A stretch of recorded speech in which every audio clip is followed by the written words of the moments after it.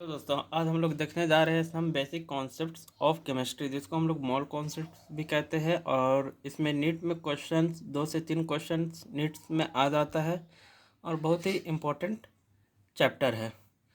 तो हम लोग आज स्टार्ट करते हैं इसको।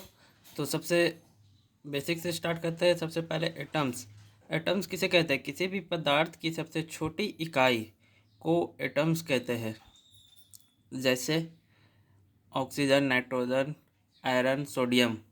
वैसे मॉलिक्यूल्स, जब एक से अधिक एटम्स मिलकर मॉलिक्यूल्स का निर्माण करते हैं तो उसे मॉलिक्यूल्स कहते हैं। Example oxygen. ऑक्सीजन में कितना है? 2 ऑक्सीजन एटम्स है, 2 एटम्स ऑफ ऑक्सीजन। वैसे ही नाइट्रोजन, तो इसमें क्या है? 2 एटम्स ऑफ नाइट्रोजन, यानी नाइट्रोजन के 2 एटम्स है, ऑक्सीजन के 2 एटम्स है। वैसे ही कार्बन डाइऑक्साइड CO2, इसमें क्या? 1 atom of carbon and 2 atom of oxygen. तो टोटल एटम कितना गया? 3। अब मॉलिक्यूल्स। मॉलिक्यूल्स 2 प्रकार के होते हैं, यानी मॉलिक्यूल्स 2 टाइप के होते हैं। पहला होमो एटॉमिक मॉलिक्यूल्स और दूसरा हेट्रो एटॉमिक मॉलिक्यूल्स। होमो एटॉमिक मॉलिक्यूल्स किसको कहते हैं? जिसमें एक ही जैसे एटम्स मिलकर मॉलिक्यूल्स बनाएंगे, उसे होमो एटॉमिक मॉलिक्यूल्स कहेंगे। यहाँ पास लिखा हुआ है एक ही जैसे एटम्स मिलकर होमो एटॉमिक मॉलिक्यूल्स बनाएंगे। Example nitrogen, oxygen, N2O2, P4S8, H2, इसी टाइप पर। अब आ जाते हैं हेट्रो एटॉमिक मॉलिक्यूल्स।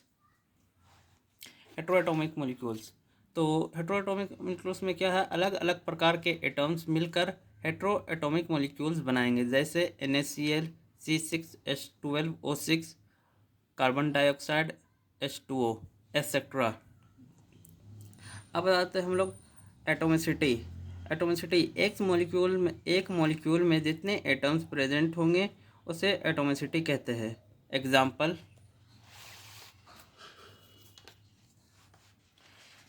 एटम्स है, इधर एटोमिसिटी लिखा हुआ है। S8 है, 8 क्या दर्शा रहा है? इसका एटोमिसिटी दर्शा रहा है।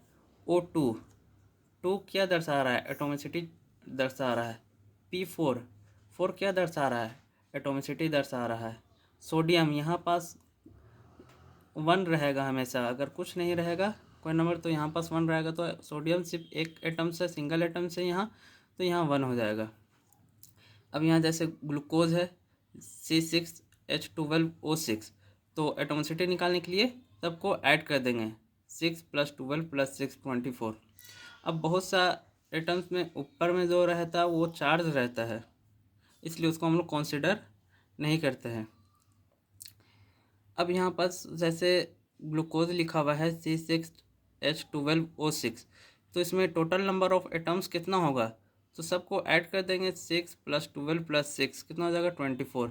अब इसमें पूछ रहा है नंबर ऑफ कार्बन एटम्स, तो कार्बन एटम्स कितना है? 6 है, तो हम लोग यहाँ 6 लिख देंगे।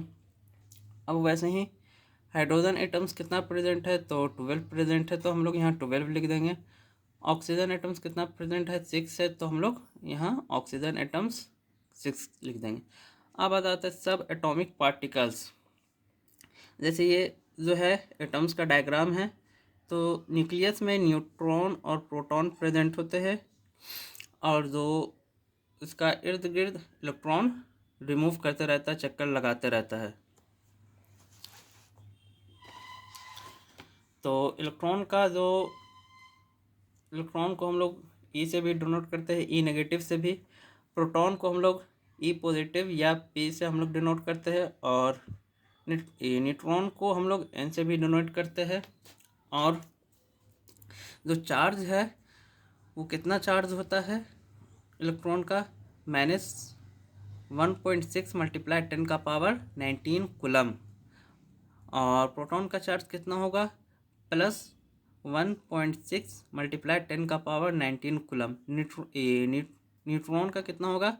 चार्ज न्यूट्रल होता है, सिर्फ चार्ज में साइन चेंज है, बाद बाकी जो नंबर है वो सेम है, सिर्फ चार्ज है। प्रोटॉन में प्लस आ गया है और इलेक्ट्रॉन में नेगेटिव आ गया है। वैसे ही मास में इलेक्ट्रॉन का मास कितना होता है 9.1 मल्टीप्लाई 10 का पावर -31 kg। अगर इसी को हम लोग को ग्राम में कन्वर्ट करना रहेगा तो हम लोग कितना हो जाएगा 29 ग्राम्स हो जाएगा, माइनस में 29 ग्राम्स, 28 ग्राम्स हो जाएगा। अब ऐसे ही यहाँ 1.67 मल्टीप्लाई 10 का पावर 27 kg। अब अगर हम लोग वही ग्राम में करने का रहेगा तो क्या बोलेंगे 1.6 मल्टीप्लाई 10 का पावर 24 ग्राम्स। देखिए मास भी दोनों का सेम है, प्रोटॉन का मास सेम है, न्यूट्रॉन का मास सेम है। इलेक्ट्रॉन का क्या कम है, कितना कम है? अच्छा हाँ, इलेक्ट्रॉन का मास हमेशा कम होता है प्रोटॉन और न्यूट्रॉन से। तो और एक चीज़ लिख देते हैं यहाँ,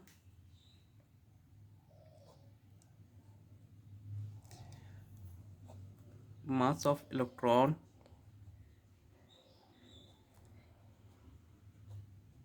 बहुत छोटा होगा किससे? मास ऑफ प्रोटॉन से। मास ऑफ प्रोटॉन या न्यूट्रॉन्स, यानी मास ऑफ प्रोटॉन और न्यूट्रॉन्स बहुत बड़ा होगा किससे? इलेक्ट्रॉन से। इलेक्ट्रॉन्स छोटा होगा, कितना छोटा होगा? 1837 टाइम्स। तो हम लोग इस टाइप पर भी लिख सकते हैं,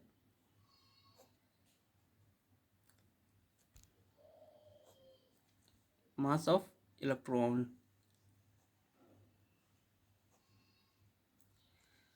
कितना छोटा होगा? तो यहाँ पर हम लोग इस टाइप पर लिखते हैं, मास ऑफ प्रोटॉन या न्यूट्रॉन्स कितना टाइम्स छोटा होगा? 1837 टाइम्स छोटा होगा। तो आज का हम लोग इतने ही तक देखते हैं। सबसे पहले हम लोग देखें एटम्स, उसका बाद हम लोग देखें मॉलिक्यूल्स, उसका बाद हम लोग मॉलिक्यूल्स का टाइप्स, उसके बाद एटॉमिसिटी, और क्या देखें? सब एटॉमिक पार्टिकल्स। आज हम लोग इतने ही रखते हैं। Thank you.